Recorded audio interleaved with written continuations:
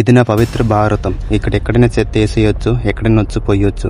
రేపులు చేసి నాయకుడు అవ్వచ్చు, మర్డర్లు చేసి మినిస్టర్ అవ్వచ్చు, అవినీతి చేసి అడ్డుగోలుగా సంపాదించవచ్చు. సంపాదించి దాంతో ఇష్టం వచ్చినట్టుగా ఆక్రమణాలు చేయొచ్చు. న్యాయమైన విద్య దొరికేది ప్రైవేట్ వరల్డ్ లో, కనీసం వైద్యం దొరకదు ప్రభుత్వ హాస్పిటల్లో. ఈడ ఓటుని నోటికి అమ్ముకోవచ్చు, న్యాయాన్ని కోట్లు కొనుక్కోవచ్చు, నిజాన్ని ఇష్టం వచ్చినట్టుగా మార్చుకోవచ్చు. కుక్కని చంపితే మాత్రం గోల్ చేస్తాం, పసి పిల్లని చిరిస్తే మాత్రం మౌనం పాటిస్తాం. ఆడదాన్ని దేవతగా పూజిస్తాం, మనకు మాత్రం మగాడు పుట్టాలనుకుంటాం. జర్నలిజం పేరుతో జనం సమస్యలు మర్చిపోతాం. ప్యాకేజ్ మాట్లాడుకుని పబ్లిక్ గా అమ్మడిపోతాం. ప్రేమ పేరుతో యాసిడ్ పోసేస్తాం. ప్రజా సమస్యలను ప్రశ్నిస్తే నిర్దాక్షిణ్యంగా చంపేస్తాం. ప్రభుత్వ ఉద్యోగం కావాలందరికీ, కానీ ప్రభుత్వ బడులు మాత్రం వద్దు ఎవరికి. ఇది కల్తీ కానదంటూ ఏటీ లేదు, ఇంకా నకిలీ దొరికిన చోటే లేదు. సినిమా హీరోల కోసం ఫేన్ వార్లు, నాయకులు ఇచ్చే పైసలతో యువత వైన్స్ ముందు వార్లు.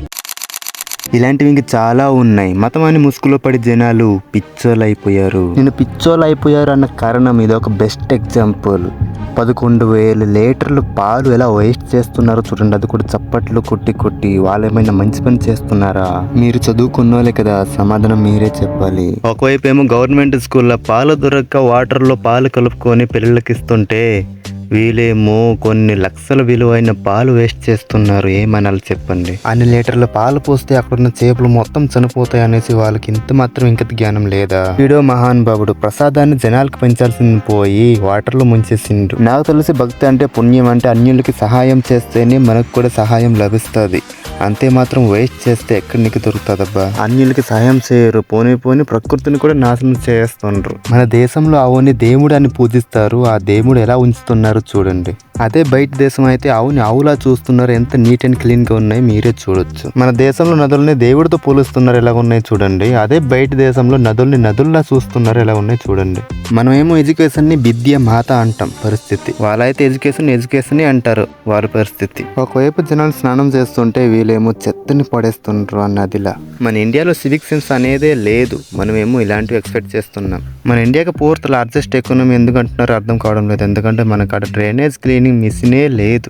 వీళ్ళు మెంటల్ ఏ స్టేజ్లో పెరిగిపోయిందంటే, ఒక చిన్న పిల్లోడు పాము కాటేస్తే గంగా నదిలో 12 గంటలు ఉంచారంట. దేనికి? ఆ కాటేసిన పాయిజన్ మొత్తం పోవాలని. కానీ అక్కడ మనిషే పోయాడు. కానీ అక్కడ ఉన్న వాళ్ళు ఎవరైనా అంబులెన్స్ ఫోన్ చేశారా? లేదు. అందరూ చూస్తూనే ఉన్నారు. ఎందుకంటే భక్తి. మరి ఇదొక వీడియో చూడండి. నేనైతే ఇంకేం మాట్లాడలేకపోతున్నా ఈ వీడియో చూసిన తర్వాత. మరి దీనికి దానికి సంబంధం ఏంటంటే చాలా పెద్ద సంబంధం ఉంది.